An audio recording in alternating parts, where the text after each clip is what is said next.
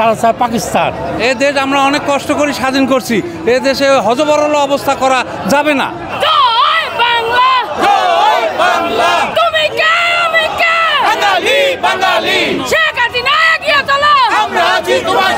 আমাদের সন্তানদেরকে নিয়ে এবং শেখ হাসিনা এবং মুক্তিযোদ্ধাদেরকে কটাক্ষ করার প্রতিবাদে আমরা এই মুক্তিযোদ্ধা টাওয়ার এই সমাবেশের আয়োজন করেছি। 250-টিরও বেশি ডিজাইন অপশন নিয়ে ওয়ালটন স্মার্ট ফ্রিজ, বোঝে আপনার প্রয়োজন।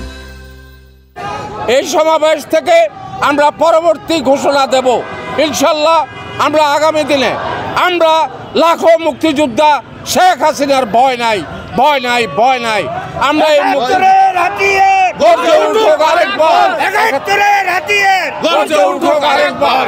আমরা কখনোই এই অসহযোগ আন্দোলন চাই না, যে আন্দোলনে দেশের সম্পদ নষ্ট হবে, যে আন্দোলনে দেশের সম্পদ নষ্ট হবে এবং আমাদের অস্থির করে তুলবে দেশকে। পাকিস্তানের রাজাকার দালালরা এদেশের স্বাধীনতা চায় নাই, এখনও তারা স্বাধীনতার সুখ তারা নিতে চায় না, তারা চায় পাকিস্তান। এ দেশ আমরা অনেক কষ্ট করে স্বাধীন করছি, এ দেশে হযবরল অবস্থা করা যাবে না। যা হয় হোক, আলাপ আলোচনার মাধ্যমে হোক। শিক্ষার্থী তো আমাদের সন্তান, কিন্তু আমরা তো তাদের মঙ্গলে চাচ্ছি। তাদের যেসব দাবি দাবা সেটার ব্যাপারে তো আমরা একমত। আমরা মুক্তিযোদ্ধা হওয়ার পরও আমরা একমত জানাইছি যে আমাদের যে 30% কোটা ছিল,